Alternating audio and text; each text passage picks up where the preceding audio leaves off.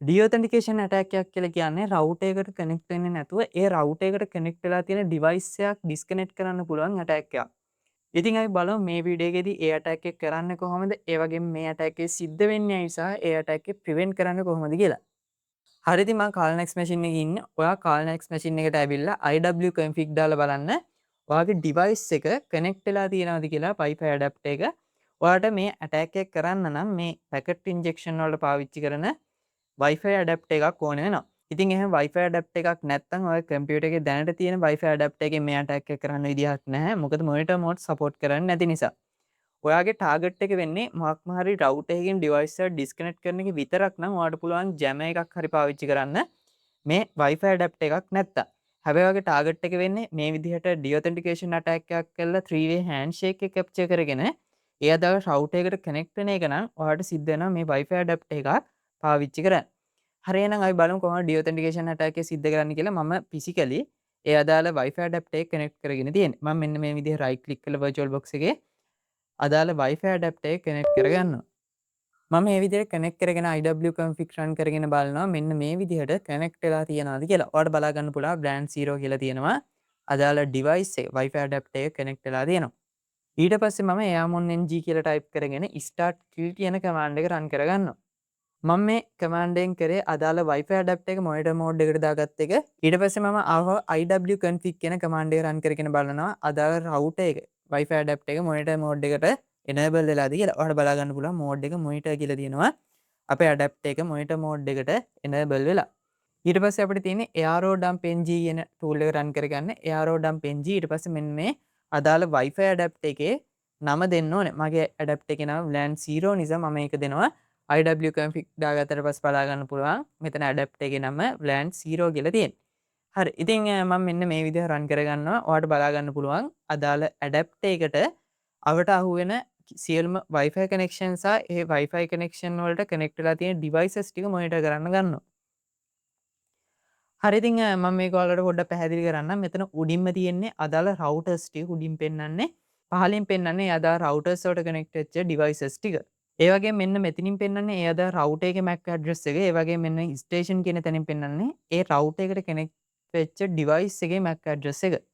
ඉතින් මෙන්න මෙතන ඔයාලට බලා ගන්න පුළුවන් Wi-Fi router එකේ MAC address එක තියෙනවා 46න් පටන් ගන්න. ඒ වගේම යටින් මෙන්න මෙතන 46න් පටන් ගන්න MAC address එකටම connect වෙච්ච device එකක් විදිහට මෙන්න මේ MAC address එක පෙන්නනවා. හරි ඉතින් ඊට පස්සේ මෙතන ENC කියලා තියෙන encryption method එක මෙන්න මෙතන WPA3 තියෙනවා නම් මේ attack එක කරන්න බෑ. මෙතන WPA3 තියෙද්දි කරන්න බැරියයි කියලා මම ඔයාලට මේ attack එක සිද්ධ වෙන්නේ කොහොමද කියන කොටසදී කියලා දෙන්න. ඒ වගේම මෙන්න මෙතනදී SSID කියලා තියෙනවා. ඒ පෙන්නන්නේ අදාළ Wi-Fi router එකේ නම. හරි ඉතින් මේ attack එක perform කරන්න නම් ඔයාලට තියෙන්නේ AREplay ng කියන tool එක run කරගන්න. මම මෙන්න මේ command එක run කරනවා. run කරන්න කලින් ඔයාලට පොඩ්ඩක් explain කරන්න මොකක්ද මේ command එක කියලා. හරි ඉතින් මෙතන AREplay ng කියන tool එකේ නම Deauth කියලා කියන්නේ our deauthentication attack එක කරන්න ඕන නිසා මෙතන Deauth කියලා දෙනවා. ඒ වගේම මෙතන deauthentication packets ගාන. ඒ වගේම මෙන්න මෙතන පෙන්නන්නේ අදාළ router එක dash එකක් දාලා අදාළ target router එක දෙනවා. router එකේ MAC address එක. ඒ වගේම dash C එකක් දාලා අදාළ router එකට connect වෙච්ච device එකේ MAC address එක දෙනවා. ඒ වගේම LAN 0 එකෙන් අදාළ adapter එකේ නම දෙනවා. ඉතින් මුළු router එකටම attack එක කරන්න පුළුවන්. එහෙම router එකටම attack එක කරොත් ඒ router එකට connect වෙලා තියෙන ඔක්කොම device ටික disconnect වෙනවා. අදාළ router එක සහ MAC address එක අදාළ connect වෙච්ච MAC address එකක් දුන්නොත් ඒ අදාළ router එකෙන් ඒ අදාළ device එක විතරයි disconnect වෙන්නේ. real world attack එකේ තියෙන ප්‍රශ්නයක් තමයි ඔය attack කරන device එක මොකක්ද කියලා අඳුර ගන්න ඕනේ. ඔයාට attack එක කරන්න ඕනේ Wi-Fi camera එකකට නම් ඔයාට සිද්ධ වෙනවා Wi-Fi camera එකේ MAC address එක හොයාගන්න. ඉතින් කොහොමද මෙන්න මෙතන තියෙන MAC address වලින් ඒ අදාළ Wi-Fi camera එකේ MAC address එක හොයාගන්න. ඉතින් ඒක හොයාගන්න පුළුවන් විදිහක් තමයි ඔයාලට පුළුවන් browser එකට ගිහිල්ලා OUI lookup කියලා search කරන්න. ඉතින් මෙන්න මේ search result එකට යන්න. ඊට පස්සේ ඔයාලට තියෙන්නේ අදාළ MAC address එක ගන්න. MAC address එකේ මුල් ඉලක්කම් 6. මුල් characters 6 අරගෙන ඒ අදාළ OUI lookup එකේ search කරලා බලන්න ඕනේ. මම මෙතන තියෙන CC4740 කියන එක ගන්නම්. මම මෙන්න මේ විදිහට CC4740 කියන MAC address එක ගන්නවා. ඔයාලට බලා ගන්න පුළුවන් මේ MAC address එක assign වෙලා තියෙන Azure Wave Technology කියන කම්පැනි එකට. එතකොට ඔයාලට idea එකක් ගන්න පුළුවන් මේක Azure කම්පැනි එකේ මොකක් හරි ඩිවයිස් එකක් කියලා. ඉතින් ඔයාලට ඒක සර්ච් කරලත් ඔන්න ඔය විදිහට ඉමේජස් වලට ගිහිල්ලා බලන්න පුළුවන්. එයාලගේ ප්‍රොඩක්ට්ස් මොනවාද කියලා.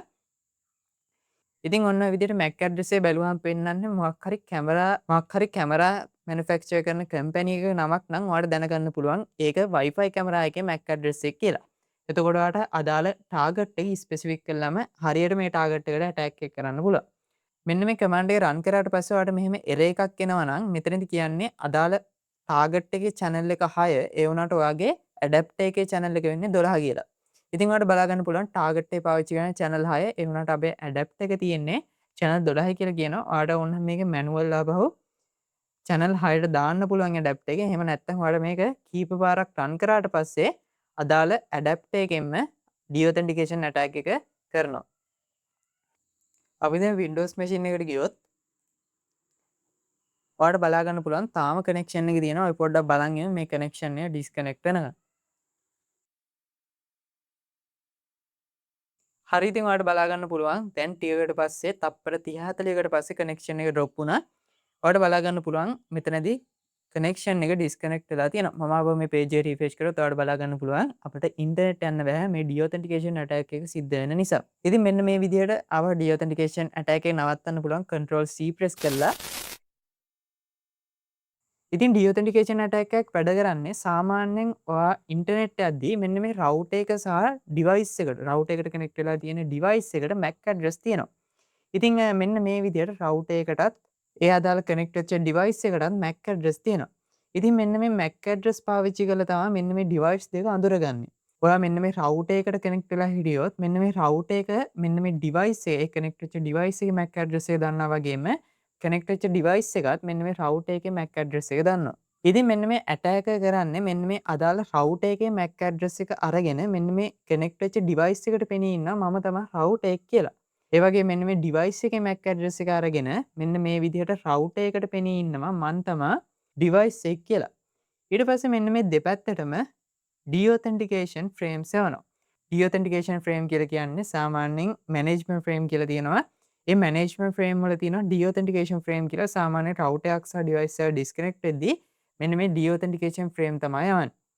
ඉතින් මෙන්න මේ විදිහට ඩිඔතෙන්ටිකේෂන් පැකට් රවුටර් එකට යවද්දී රවුටර් එක හිතන්නේ ඒක ෆෝන් එකෙන් එනවා කියලා. ඒ වගේම ෆෝන් එකට මෙන්න මේ ඩිඔතෙන්ටිකේෂන් පැකට්ස් එද්දී මෙන්න මේ ෆෝන් එකේ හිතන්නේ ඒක ඇත්තම රවුටර් එකෙන් එනවා කියලා. හැබැයි මෙතනදී මේ ඩිඔතෙන්ටිකේෂන් ඇටැක්ස් යන්නේ මෙන්න මේ ඇටැකර්ගේ ඇඩැප්ටර් එකෙන්. මෙතන තිබ්බ වර්නබිලිටි එක තමයි මෙන්න මේ රවුටර් එකවත් මෙන්න මේ ඩිවයිස් එකවත් කන්ෆර්ම් කරගන්න නැහැ. ඔතෙන්ටිකේට් කරගන්න නැහැ මේ මේන ඩේටා පැකට්ස් ඇත්තම රවුටර් එකෙන්ද ඇත්තම ඩිවයිස් එකෙන්ද එන්නේ කියලා. මේ ඇටැක් එක නවත්තන ක්‍රම කිහිපයක්ම තියෙනවා. පළවෙනි ක්‍රමය තමයි ඔයාලට පුළුවන් ඊතර්නෙට් කේබල් එකක් පාවිච්චි කරන්න ඉන්ටර්නෙට් යද්දී. ඔයා කම්පියුටර් එකක් පාවිච්චි කරනවා නම් RJ45 පාවිච්චි කරන්න පුළුවන්. එහෙම නැත්නම් ඔයා ෆෝන් එක හොට්ස්පොට් යනවා නම් ඊතර්නෙට් USB කේබල් එක හරහා ඉන්ටර්නෙට් යන්න පුළුවන්. හරි ඉතින් එහෙමත් නැත්නම් ඔයාලට පුළුවන් ඔයාගේ ෆෝන් එකේ තියෙන protected management frame කියන එක ඔන් කරගන්න. එහෙම ඔන් කරගත්තොත් ඒ කියන්නේ ඔයාගේ රවුටර් එකේ න රවුටර් එකේ ඔය ෆෝන් එකේ හොස්පොට් නම් යන්නේ.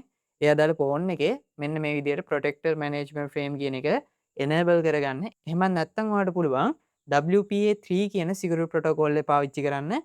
මේ security protocol එක පාවිච්චි කරොත් protected management frame කියන එක already enable වෙලා එන්නේ. ඉතින් කිසිම වෙලාවක ඔයා මතක තියාගන්න ඕනේ WPA2 හෝ WPA3 කියලා තියෙන security protocol පාවිච්චි කරන්න එපා. එතකොට මේකෙදි සිද්ධ වෙන්නේ ඒ අදාළ device එක WPA2 පාවිච්චි කරනවා නම් connect වෙන්නේ WPA2 වලින්. ඒ වගේම ඒ අදාළ device එක WPA3 support කරනවා නම් connect වෙන්නේ WPA3 වලින්. ඉතින් මෙන්න මේ විදිහට ඒ අදාළ සුදුසු විදිහට connect වෙන්න ඔයා configure කරලා තිබ්බොත් අදාළ attacker ට පුළුවන් මම WPA2 කියලා පෙනී ඉඳලා අදාළ attack එක perform කරන්න. ඔයාලට පුළුවන් මෙන්න මේ ක්‍රම තුන පාවිච්චි කරලා deauthentication attack එක සිද්ධ වෙන එක නවත්ත ගන්න.